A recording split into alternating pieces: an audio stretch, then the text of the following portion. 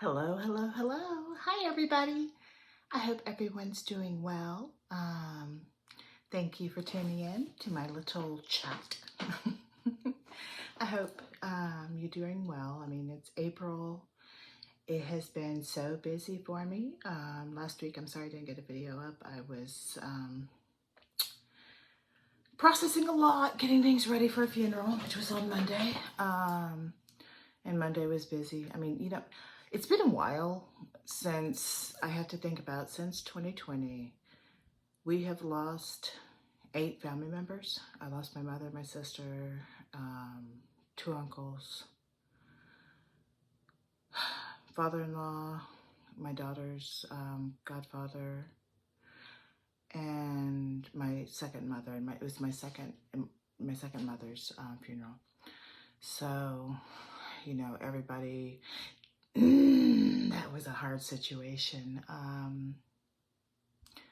Prayed before the funeral, and thankfully everything went through, and my best friend and her family did okay. I mean, there were beautiful pictures of her and the family through the years, and it's just how time and the pandemic changes people.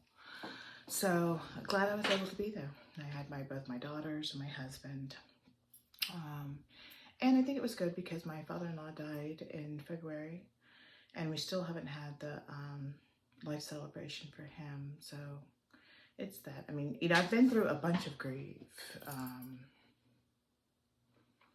I started this channel when I first got diagnosed. And if you look at this channel, you see me sit in a chair. I'm not a technical wizard, to do things. I mean, I will, coming up, have a chat with my husband so you guys can listen to my husband's perspective of being married to someone that has ALS. And apparently one of my videos, or previous videos, there's some people that have lost people. My heart goes out to them. I lost my sister to breast cancer. Inflammatory breast cancer, so it's a different beast than regular breast cancer. Losing a sibling is so difficult. It is a story. Remember a person that's kept that place that you guys have gone through life, what all the memories. But these comments have been judged by me sitting in this chair.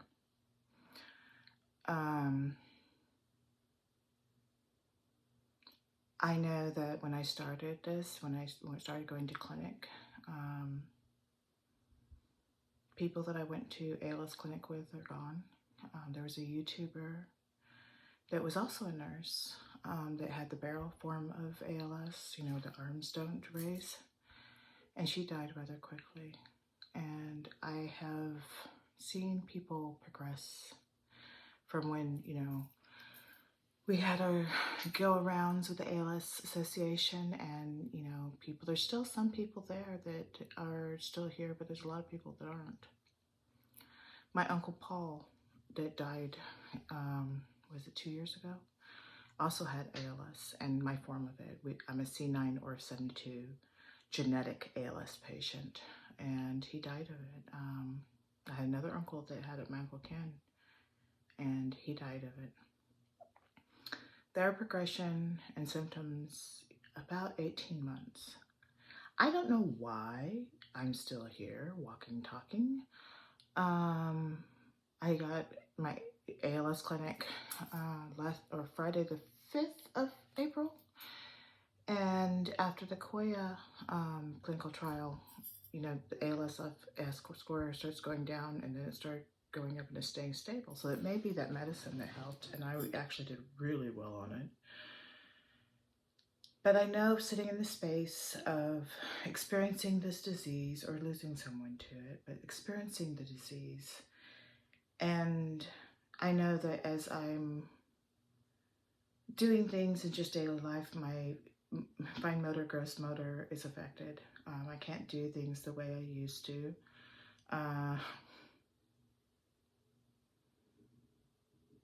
Even walking down a little hill, you know, caused me grief with my hamstrings and those glutes and that. You know, it's like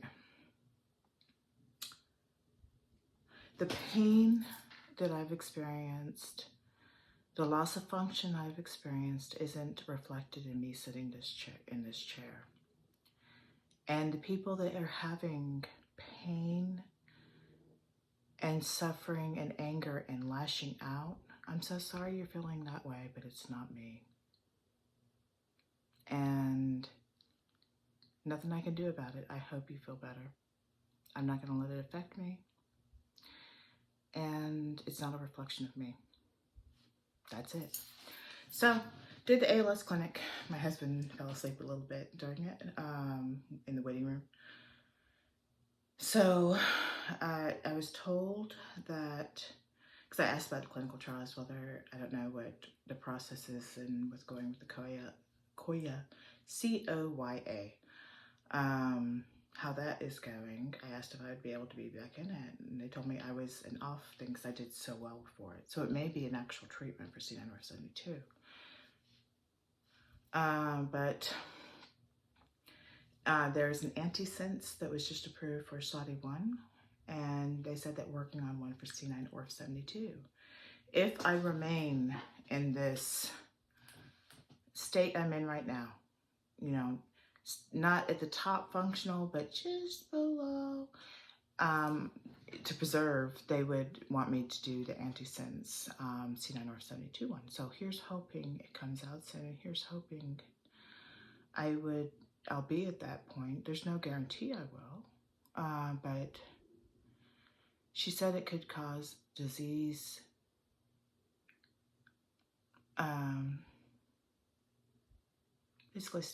basically stopping progression. Even for a slow progressor, the idea of that is just mind-blowing. I mean, I'm not there yet. It's not something that's actually, you know, into the trials yet, but just that thought, that's wild. So just kind of processing, you know, it's like, there's so many difficulties. Everybody has life. I'm not alone with losing a lot of people. A lot of people have lost a lot of people. Even those angry people, they've lost something. I don't know, putting out anger and angst. No one's going to absorb that. I'm sorry you're experiencing that. Take care of yourself. You matter. I don't know, as an old alternative kid, punk kid, being accused of being a liar. Oh my goodness. I mean, when I graduated nursing school, I was clapped. The word they told me was integrity. So integrity, and I'm who I am. I'm what I am. I say what I am. That is what is right. And I believe in truth, and I'm not involved in QAnon or any of those crazy things, nor am I involved in any conspiracy, nor am I a scammer, nor am I anything like that. I'm just sharing my story sitting in a chair. I didn't want to be anybody's monkey. Oh, look, this happened to me. This is what this thing. You know, it's like, I've been involved in clinical trials. You know, they can kill you. You know, that's since I got this disease, I got diagnosed. Yes, I'm registered with ALS in the CDC's registry. I posted in the community, you know, for my chart, you know, I've been diagnosed with Lou Gehrig's disease. Yep. Tried 3 different ones. Some people won't believe. Some people think, you know, whatever they do. I'm just sharing the experience I have, going through this, talking about what an experience of my journey of ALS, what I'm doing. I mean, you know, it's like, if you want, I can post pictures of a coffin with flowers on it. I really went to a funeral. I really do have 2 daughters. If you're in the Houston area, and if you go to the ALS, there's 2 ALS clinics here in Houston. But One of them has my name in it. It has my YouTube channel. I don't know. People get angry. I mean, when you're losing your abilities and, you know, you used to be able to do this and you can't do that. You know, if you used to be able to do that and you can't do that, it makes you angry. If you're stuck in a chair and your life is gone, but your brain is in there and you're doing all these things, you can get angry. Throwing it out at other people, I don't know, it's yours to pick up, not mine. I don't know. You know, it's kind of like having all that stuff come up and it's like, okay, you know, people are people. The internet is the internet. I just can't let it affect me. So, went through last week. So I had the ALS clinic and that was okay. I mean, just kind of mind blown about possibly being in another, and thankful that I am seen as a candidate for another ALS clinic study, you know, with the Healy platform, possible. That was so scary. When I had my first doctor, he talked about the antisense and that's what we needed. And who knows if it's actually a cure, they're just testing it. Anytime you sign up for any of those tests, you sign up to that you might die, your progression might get faster. Thankfully, the Koya didn't do that. Though I have to say, being the interferon that's part of it, it's the avocet and the interferon, and that interferon makes you feel like crap. I remember one guy was going through, it was like, give it to me, I can take it every day, and it made me so nauseous to begin with. It's a chemo drug. I mean, it's just, it helped me greatly, thankfully, but it's not fun. I mean, it's not a fun thing, and I don't know, I think the antisense is given through the spine. I did for the Artful LLFTDS study that I did this past, I've been in it since like 2018. And the MRI hurt my neck because my neck is weaker.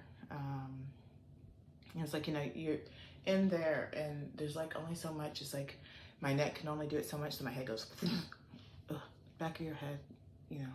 You don't realize the bones back there, that occipital bone. There's, you know, those little prominences there. If they're pressed against something hard, it kind of hurts. And I did a spinal tap for it. You know, I have the ALS TDI has my genetics. I was doing the inflammation one, but I stopped because, you know, it wasn't really fair because I was in this study, so it's not going to show the accurate inflammation that they'd be looking for the neuroinflammation markers. So I have done everything I can to push and help for the science to be a study subject for my form of ALS, and anything genetic may help the sporadic ALS patients. So I've been their monkey. And if you listen to this channel, if you went to this, it's just someone talking, sitting in a chair, talking about their experience. Similar to being on a Zoom or being in a room. I'm just sitting in a chair. It's just, you don't see me walking, you don't see me moving, you don't see the decrepitness I have. And people get angry. Oh well, find a place to put your anger and move that. What's behind anger for me? When I get really angry, usually for me it's fear. It's vulnerability. And this disease brings a lot of vulnerability, and that can be very unsettling. So, what's going on? So, funeral, was able to spend time with my oldest daughter, which is a blessing. Found my 90s lip color. Mac had this vegan thing kind of color, and then they had a cultured top color. And it's just like, oh, I love this lip color. So little things that make you happy. I don't know.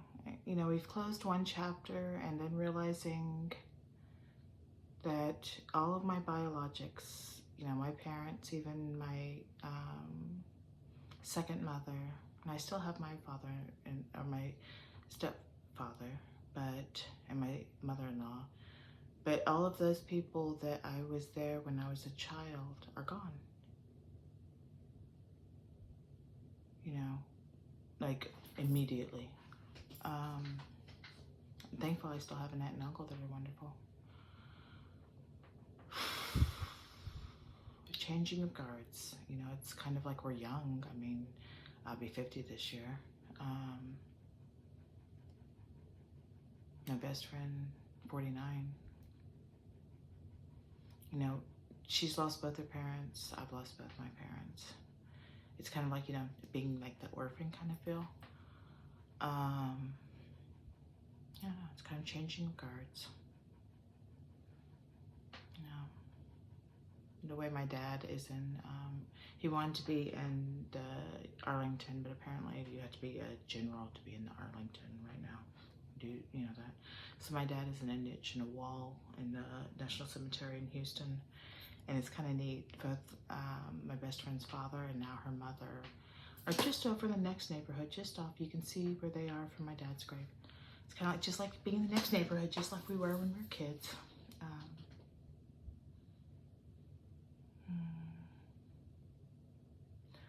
Even though I am a slow progressor, you know, you never know with ALS what the day will bring, whether a progression will happen, whether you lose some ability. But through all of these different things, I mean, my brother-in-law still hasn't had a funeral for my sister. My mother, we did a Zoom one because that was during COVID times. She died of COVID. My father-in-law still hasn't had that, the life celebration commemoration, you know. Started with my husband's best friend, my daughter's godfather, and they had a beautiful life celebration. And I'm hoping this ends the rapid death season with my second mother. That was a nice traditional funeral. But I need to make funeral plans. You know, it's one of those things. It's kind of like, you know, the voice recording. I need to send that back to Team Gleason, because I've recorded. Though I haven't lost my voice yet. That's awesome. I have it recorded. I don't know.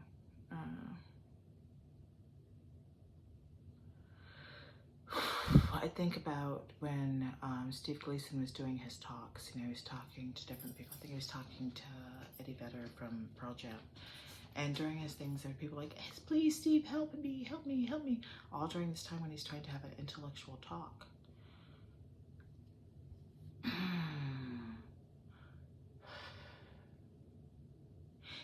I know with my disease, you know, I was lucky that I am a rare cookie, and I was able to get into a program, a study trial that actually made a difference. And that for some reason I have the slow form of my genetic ALS.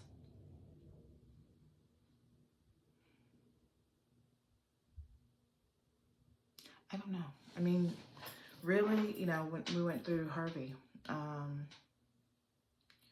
you know that when systems break down, when things break down, there's not a lot of help. The ALS Association does provide some help for people, and I definitely encourage to support it. There are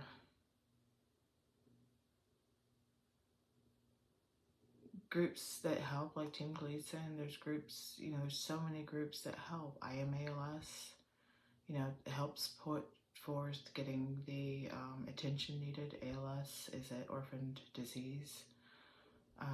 We need more money into it to help. We need another larger ice bucket challenge. I don't know. I mean, and honestly, when any disease happens, you know, whether it be ALS, MS, cancer, heart disease, we are all captains of our own ships. it's a big emotional thing going through when you have a fatal terminal disease. I mean, it's a mind effort. Got to process it. I mean, hell, I put myself in counseling. I mean, I meditate for a lot. I found different things. I can't be a nurse right now. I don't have the fine motor nor the gross motor skills. And no, I can't walk and stand up for 12 hours. I would fall. In the morning, I'm so spastic. If I go out and sit out and watch the birds and hear the sounds, if I see a weed and I want to pick it, I've almost fell. And it's just the rigidity. And every nervous system is different. Nobody's progression will be exactly the same. Though under the umbrella of ALS, you see different presentations. I'm a limb onset. It's, my left foot and the way my gait changed. So sitting in a chair, you can't see my gait.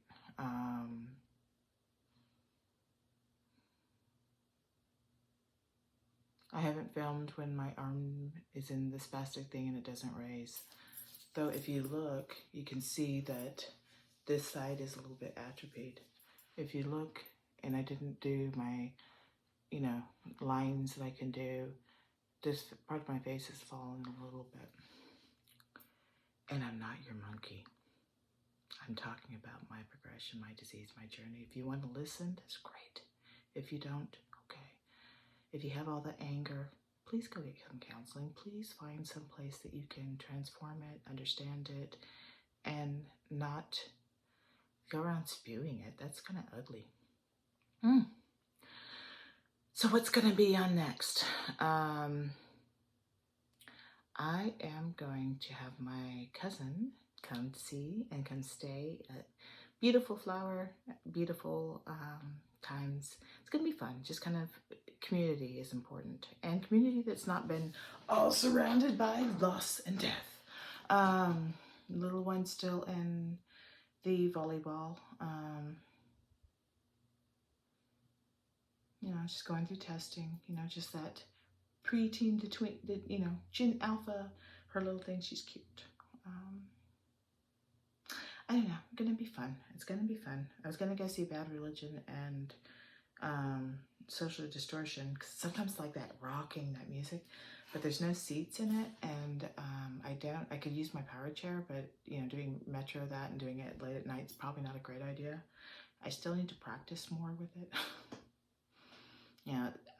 It's like first got diagnosed, get it, this and that, and it's sitting there, and I need to practice more. I mean, I was told that I should do it in the evenings so I don't overextend, and my shoulder is so stiff. Ugh. So I need to do that. I need to go actually make the funeral plans, even though I plan to live longer, as long as I can.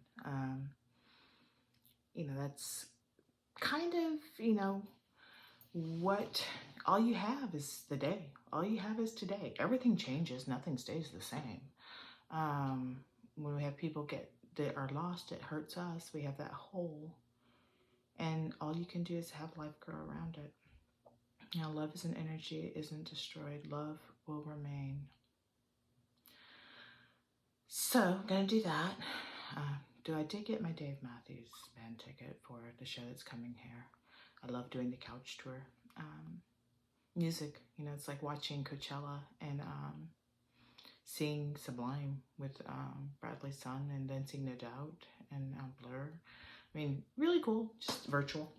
So it'll be nice to go in. I'm glad that I still can go to concerts. I mean, but I have to worry. It's like when you have ALS, you have to think, thankfully I'm not chair-ridden yet. Any of these events. Never, it's Lou Gehrig's disease last year with I am ALS, Gilberto, I believe it was. It's a man in a chair using the eye trace to speech, and he was sitting alone. I wanted to, and I probably should have gone because we didn't have the meetup, right? Not being able to go down the steps. I mean, it's like whether you're in a chair or even if your gait is unsteady, excuse me, it makes it really difficult. So even with this, it's like, okay, so how many steps do I have to take to get into that? How many things, I mean, you have to think about that. You know, it's like you have to get there really early to get to disabled parking. You have to do, I mean, there's all these different steps that you have to do. It's a production to go to places. And I'm lucky that my body decided to go into spasticity so I could do everything I needed to for the funeral. I don't know, just kind of going through the day and all the changes, and I think I caught a little cold. Thankfully though, my breathing test came back good. I have a stronger diaphragm. Yay! You know, things that will eventually be lost, but I still have them. So, I don't know. Any great wisdom I have and great things of my experience today? Nah, just don't let anger eat you up. And your anger is yours, it's not mine. And that is it. I hope you have a wonderful day. I hope you find the beauty in the day. You know, even an ugly, horrible, hard day, there's still beauty somewhere. Find it. You know, train your eye to look for beauty. All right. Talk to you guys later. Bye.